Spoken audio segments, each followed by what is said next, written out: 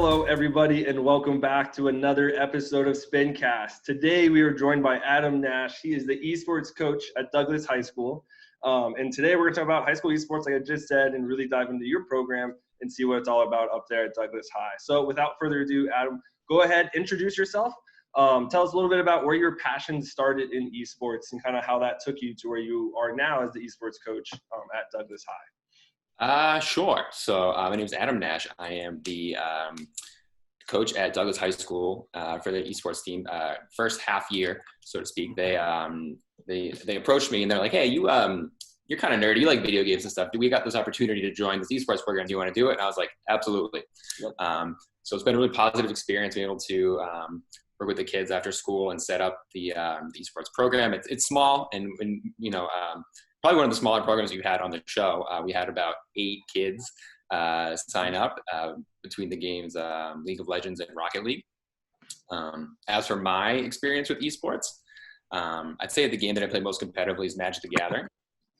So started playing that back in 2009 and I've been into it pretty much ever since. So traveling for tournaments and now playing online with Magic Arena has been pretty sweet. So that's my most competitive game, I would say. Mm-hmm. Absolutely, yeah. And I mean, your program's obviously in the startup phase, and you got to start somewhere, right? You got to start with at least one kid, right? So that's awesome, and then see it grow from there, right? Everything starts with one seed, and then flowers into something beautiful. So obviously, excited to see how that grows over the next year or 2 years, or so on and so forth. But my first question is kind of go into a little more detail of what the program looks like. Do y'all compete in anything? Do you have any competitions you play on, or is it just a lot of practice? What does that practice look like? From that day-to-day perspective for what the players experience? Sure. So we meet twice a week after school. We play through Play VS in a league up here in Massachusetts. I think they're in several states as well, but we play several different schools around the state. We weren't able to get a full roster for League of Legends together to play competitively. I was kind of surprised. I assumed that would be the big hit, but at our school it was not. Couldn't get the players together.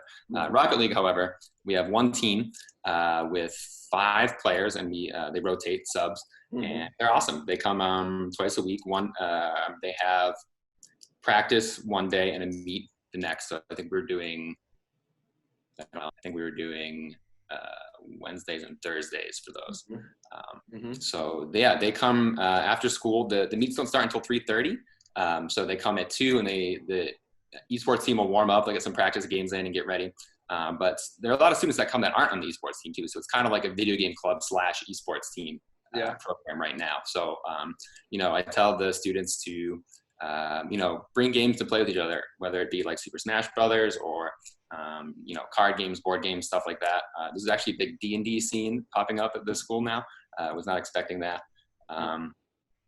That's awesome to see. I say pretty much just bring anything that's not like, hey, come watch me play Call of Duty in the library. Like, we don't want to do that. So as long as they're playing with each other, that's cool to me.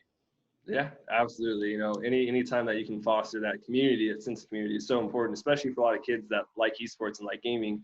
Most of the time, they haven't had that team or community experience because maybe they don't like football, they don't like basketball, they don't like the general kind of traditional team outlets. But that's why we're trying to provide esports. And see esports grow in all these high schools is because exactly that. So give them that platform to grow the community. It's been awesome to see a group of students play together who maybe wouldn't have played together otherwise. It's super easy to have these kids across different grade levels just go home and play in their own games without ever talking to anybody in person. So, getting together in real life with a bunch of friends, like, hey, let's play that game all night together instead of by ourselves is pretty cool. Exactly. That social interaction is so important. And it's even better when it's person to person, in that physical sense. Absolutely. Because it just, I think, elicits so much more positive growth out of that. Kind of diving into that, question community of, I get this question a lot of like the casual community versus kind of like the competitive community, right?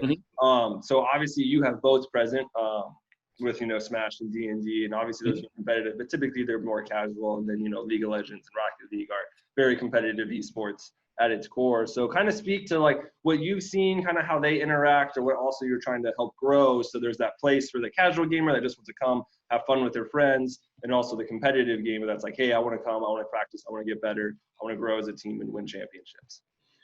Yeah, I would say that We definitely have more casual gamers than people that are like really hardcore and dedicated to really trying to win. So trying to foster that competitive environment, and in doing so, stuff like not getting mad, stuff like just practicing, analyzing losses, right? So after loss, like, why did we lose that game? Look at what went wrong. What could we? Oh no. Hello? Hello? Oh no. Did we lose you? If you can hear me, I cannot hear you.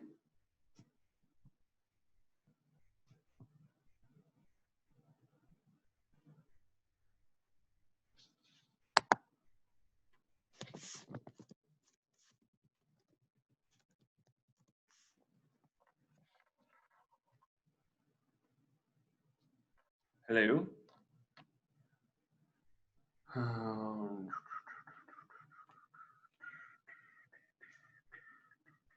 Well, and he's gone. And he's gone. Zoom it. All right, you're good to go when you're ready.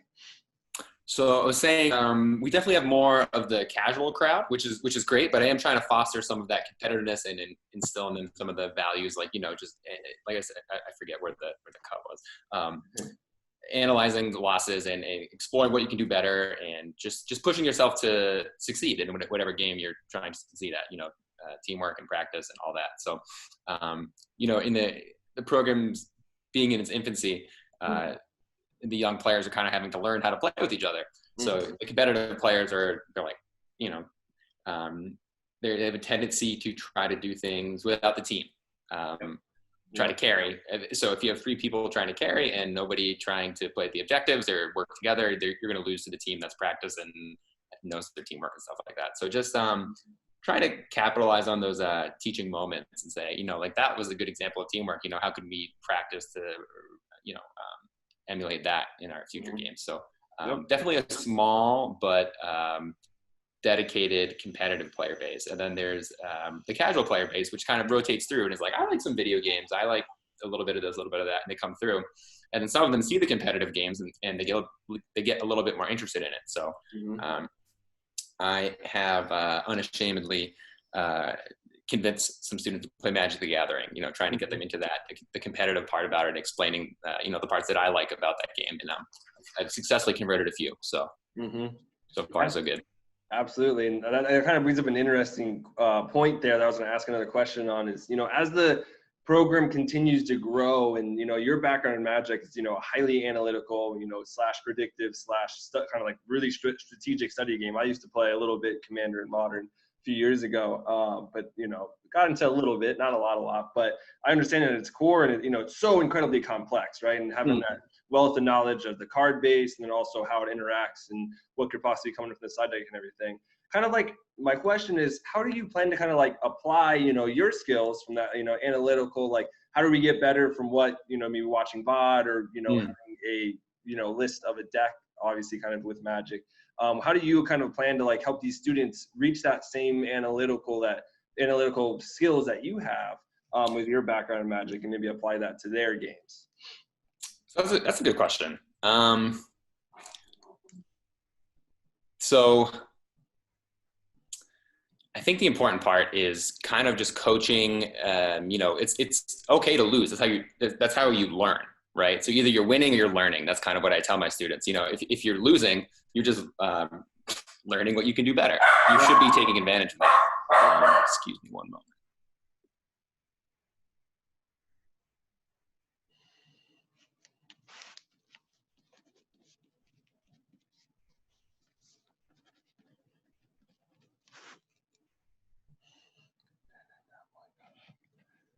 That's hilarious.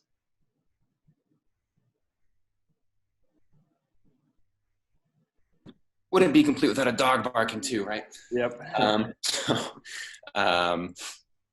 Yeah, just trying to teach them to capitalize on those moments. Just always try to improve. As long as you're trying to get better, you probably will.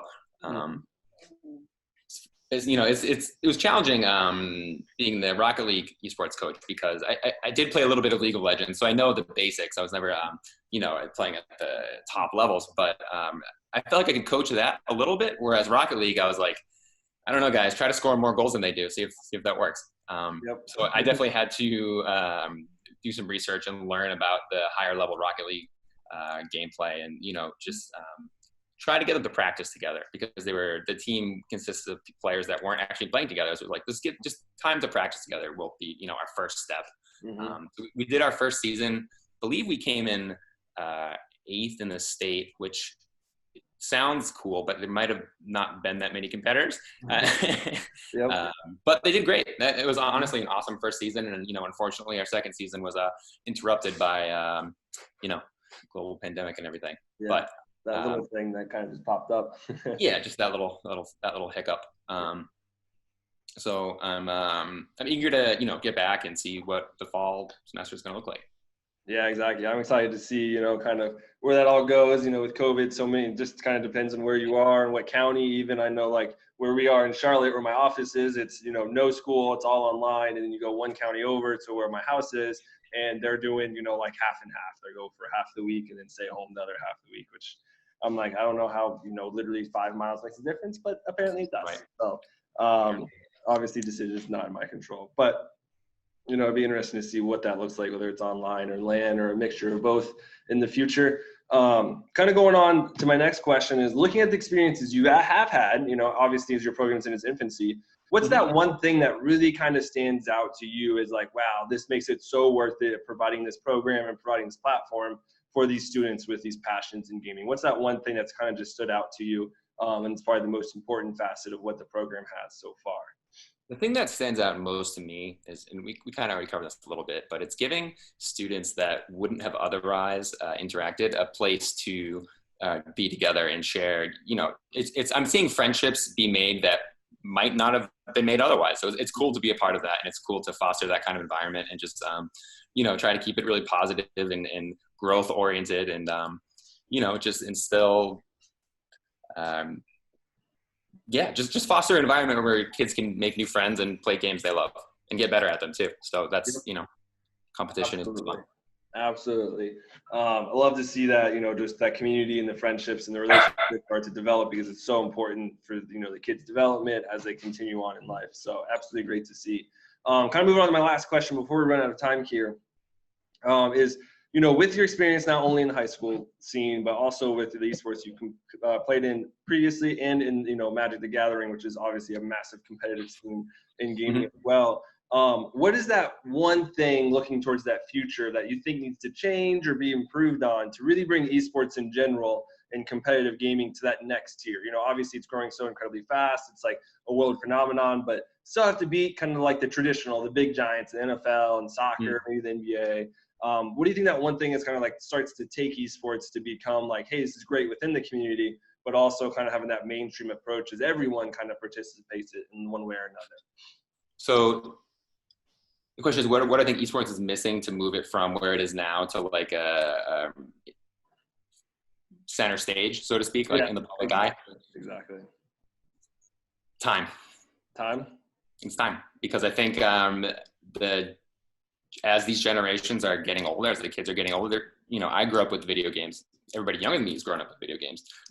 And the generation coming up now is growing up with competitive video games. So I think it's just going to continue to grow. I think it's going to continue to catch audiences.